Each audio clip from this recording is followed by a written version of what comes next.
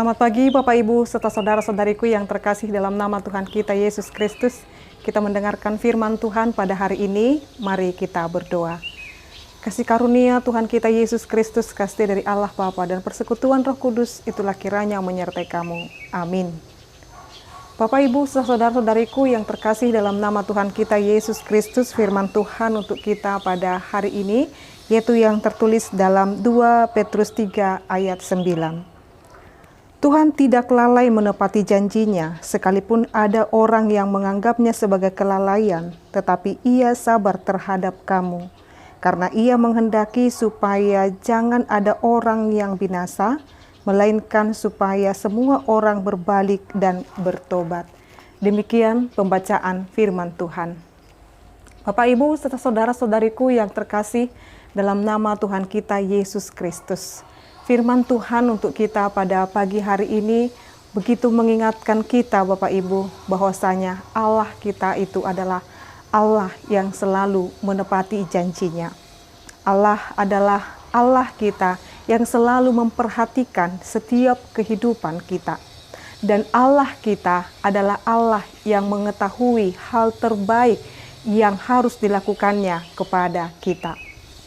Ada pertanyaan, bagaimana, apakah Allah sudah lupa dengan janjinya? Sebab janji Allah di dalam Yesus Kristus, Dia akan datang segera membawa pulang orang-orang yang percaya. Sementara mereka berpikir atau jemaat mula-mula berpikir atau bahkan orang-orang yang baru percaya merasa bahwasanya hal yang mereka nanti-nantikan kenapa atau mengapa belum kunjung tiba, yaitu mereka akan diangkat dan dibawa dalam kerajaan surga, atau bahkan dunia ini kapan akan berakhir.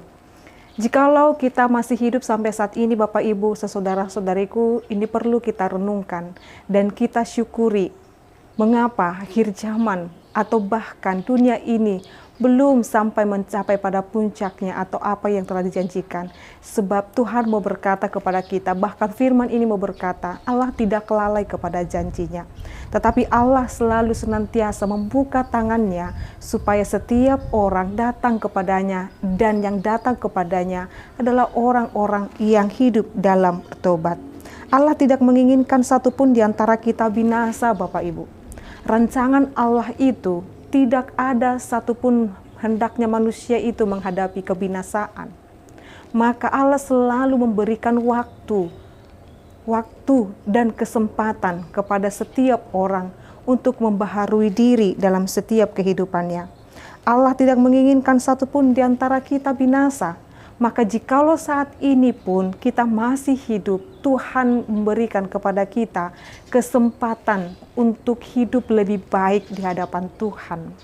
Maka mari kita terjemahkan setiap hari dalam hidup kita adalah kesempatan untuk selalu bertobat di hadapan Tuhan dan melakukan kebaikan di hadapan Tuhan dan hidup di dalam ketaatan di dalam Tuhan Bapak Ibu.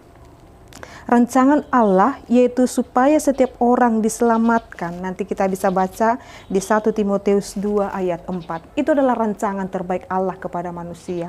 Allah tidak menginginkan rancangan yang buruk, tetapi Allah menginginkan rancangan yang terbaik terjadi dalam kehidupan manusia Bapak Ibu.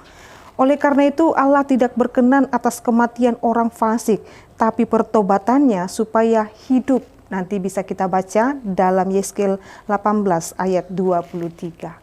Maka saat ini Allah selalu menanti-nantikan bagaimana kita datang kepadanya dengan penuh pertobatan dan penyesalan diri.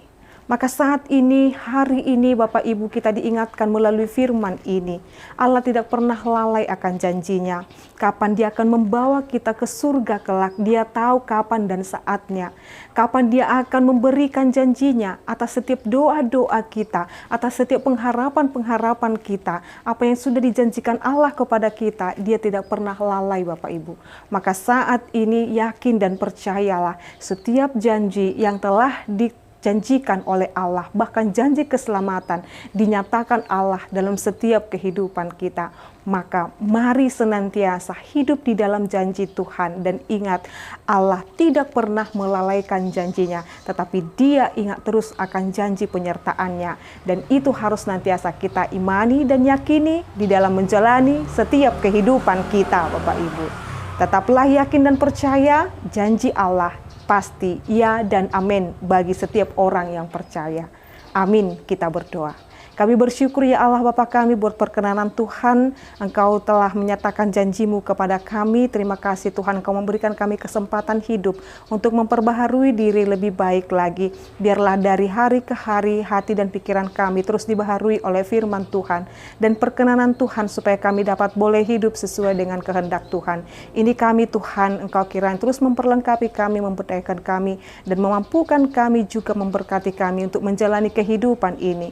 Hanya Padamu-lah kami berserah Tuhan, sebab kami yakin dan percaya Engkau merancangkan terbaik dalam hidup kami. Dalam nama Yesus Kristus dan pimpinan Roh Kudus kami telah berdoa dan mengucap syukur. Anugerah daripada Tuhan kita Yesus Kristus, kasih dari Allah Bapa dan persekutuan Roh Kudus, itulah kiranya menyertai dan memberkatimu sekarang sampai selama-lamanya. Amin. Selamat pagi Bapak Ibu, saudara-saudariku. Tuhan Yesus memberkati. Shalom.